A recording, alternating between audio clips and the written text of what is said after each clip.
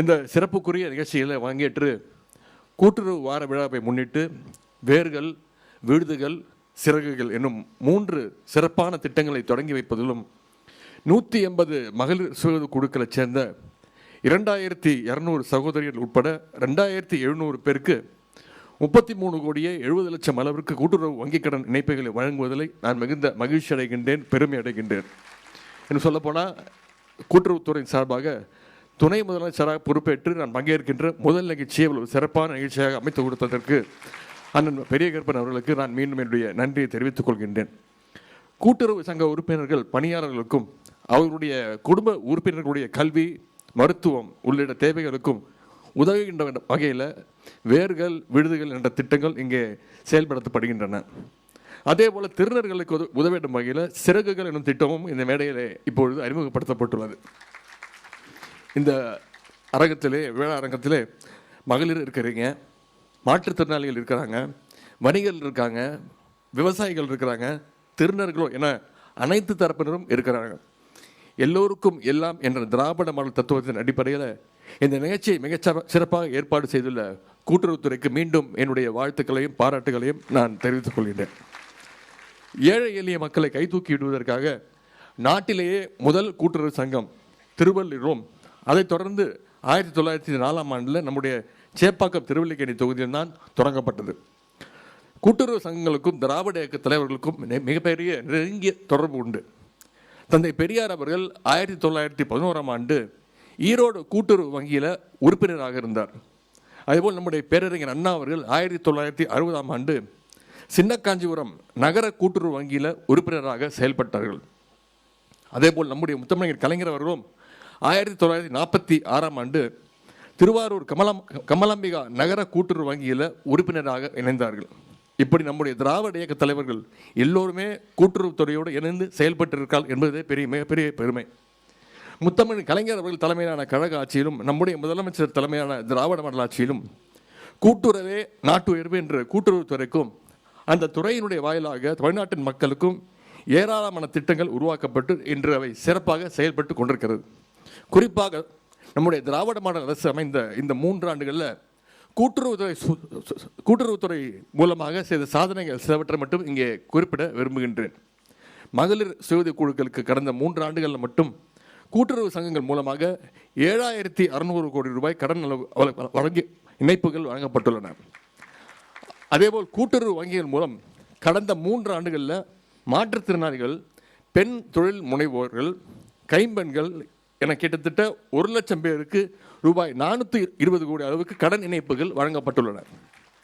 இதுவரை இல்லாத அளவிற்கு கடந்த 3 ஆண்டுகளில் மட்டும் 39,000 கோடி அளவுக்கு வேளாண் பயிர்க்கடனை கூட்டுறவு சங்கங்கள் மூலமாக நம்முடைய திராவிட மாடல் அரசு வழங்கி இருக்கின்றது.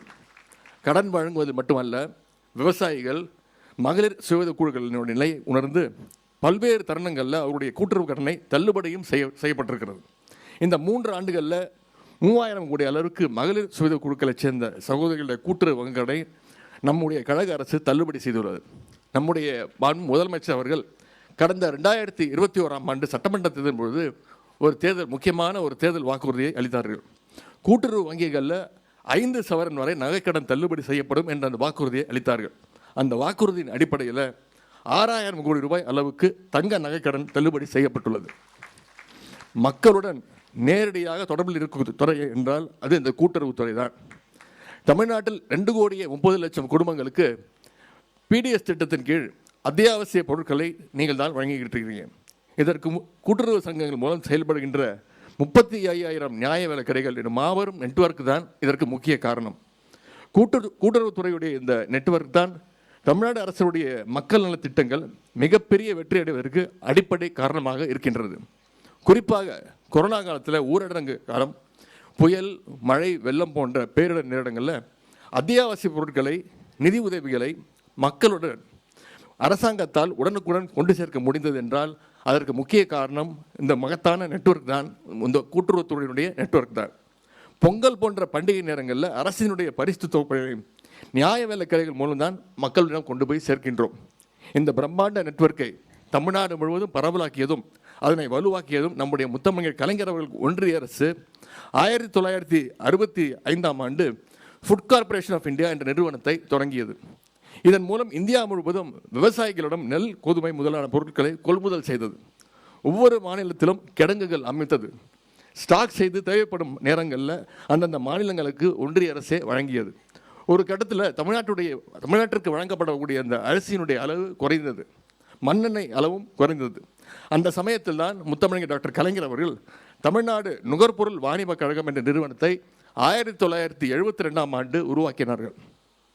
தமிழ்நாட்டுடைய பல்வேறு இடங்களில் அரிசி ஆலைகளும் கிடங்குகளும் அமைக்கப்பட்டன.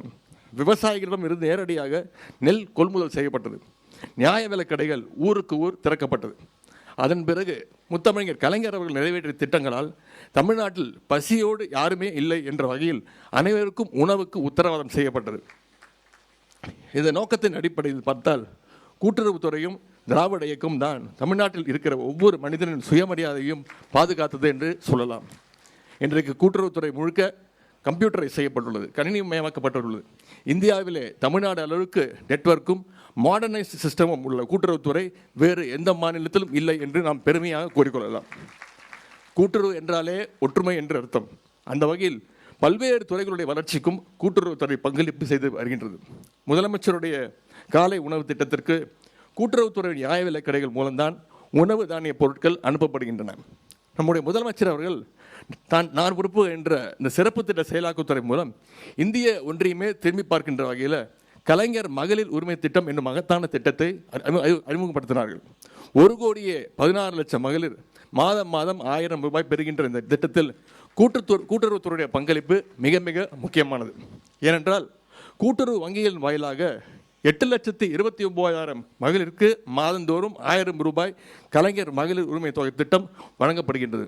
அது மட்டுமல்ல, மகளிர் உரிமை தொகையை ரெக்கரிங் டெபாசிட்டாக செலுத்தி அதன் மூலம் மகளிர் வட்டியை பெற்று குறிப்பிட்ட காலத்திற்கு பிறகு பெரிய அளவிலான தொகையாக பெறுவதற்காக தமிழ் மகள் எனும் திட்டத்தையும் நம்முடைய கூட்டுறவுத்துறை தான் செயல்படுத்தி வருகின்றது. அது மட்டுமல்ல, சிறு சேமிப்பை ஒரு இயக்கமாகவே நம்முடைய துறை மாற்றியிருக்கின்றது. கிராமப்புறங்களில் ஒரு கூட்டுறவு சொசைட்டி வந்துவிட்டால் அது 10 நேஷனலைஸ்ட் பேங்க் கிளைக்கு வந்ததற்கு சமம் என்று சொல்வார்கள். அந்த அளவிற்கு கிராமப்புற பொருளாதாரத்துடைய முதுகெலும்பாக நம்முடைய கூட்டுறவுத்துறை உள்ளது. சமூகத்துடைய அனைத்து தரப்பினரின் மேன்மைக்காக உழைக்கின்ற கூட்டுறவுத்துறை இன்னும் பல உயரங்களை தொட நம்முடைய முதலமைச்சர் அவர்கள் என்றும் உங்களோடு துணை நிற்பார்கள். இந்த கூட்டுறவு வார விழா சிறக்கட்டும். இங்கே வங்கிக் கடன் இணைப்புகள் பெற்றுள்ள மற்றும் நலத்திட்டங்களை பெற்றுள்ள அத்தனை பேருக்கும் என்னுடைய வாழ்த்துக்களை தெரிவித்து இந்த வாய்ப்புக்கு நன்றி கூறி விடைபெறுகின்றேன். நன்றி, வணக்கம்.